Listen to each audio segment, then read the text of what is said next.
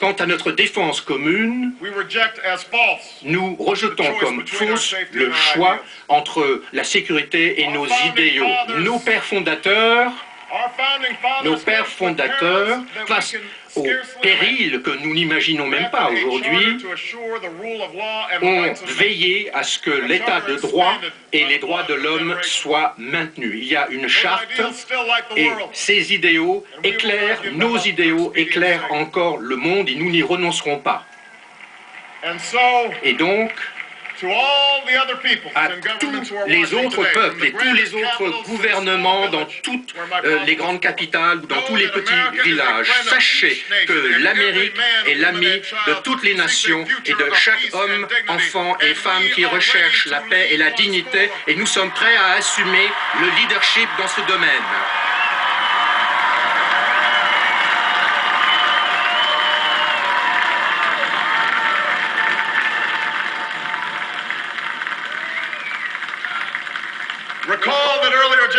Rappelez-vous comment les générations passées ont surmonté le communisme et le fascisme, pas seulement avec des missiles et la force militaire, mais grâce à de solides alliances. Notre puissance seule ne peut pas nous protéger.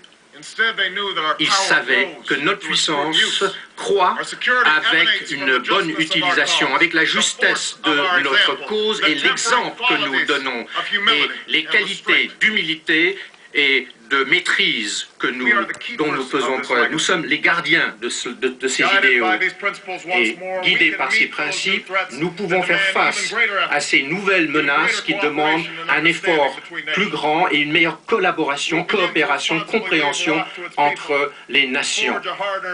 Donc, nous voulons forger la paix en Afghanistan. Nous allons quitter l'Irak de manière responsable et nous allons travailler pour diminuer la menace nucléaire et lutter pour une planète de plus. Nous n'allons pas nous excuser pour notre mode de vie.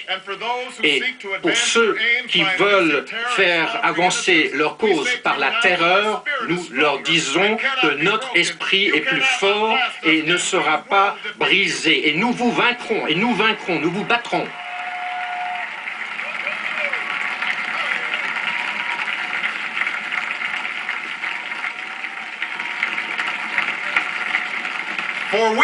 Car nous savons que notre patrimoine est notre force et non pas notre faiblesse. Nous sommes un pays de chrétiens et de musulmans, de juifs et d'hindous et de non-croyants. Nous sommes influencés par de multiples langues et de multiples cultures du monde entier. Et nous avons connu la guerre civile et la ségrégation et nous avons survécu à ces périodes plus unis et nous avons surmonté nos haines. Et au fur et à mesure que le monde devient plus petit, notre humanité commune émerge plus fortement et l'Amérique a un rôle à jouer dans ce monde. Nous recherchons une nouvelle voie vers l'avenir pour fonder un respect mutuel dans le respect de nos intérêts mutuels. Nous savons que l'Occident a ses faiblesses, mais les gens vous jugeront sur ce que vous savez construire et non pas détruire. Pour ceux qui prétendent atteindre le pouvoir par la corruption et en mettant fin à la dissidence, vous êtes du mauvais côté de l'histoire. Nous tendons la main si vous voulez ouvrir votre poing fermé.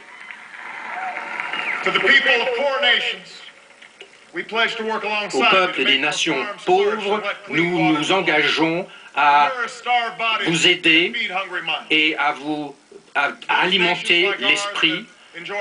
Nous connaissons une prospérité relative, mais nous savons que nous ne pouvons pas nous permettre de rester indifférents au sort du reste du monde et aux problèmes de ressources auxquels le monde fait face. Le monde a changé et nous devons changer aussi avec le monde. En voyant le monde qui se présente tel qu'il se présente devant nous aujourd'hui, nous nous rappelons avec gratitude les Américains courageux qui, en ce moment même, dans les déserts, dans les pays lointains, ont quelque chose à nous dire.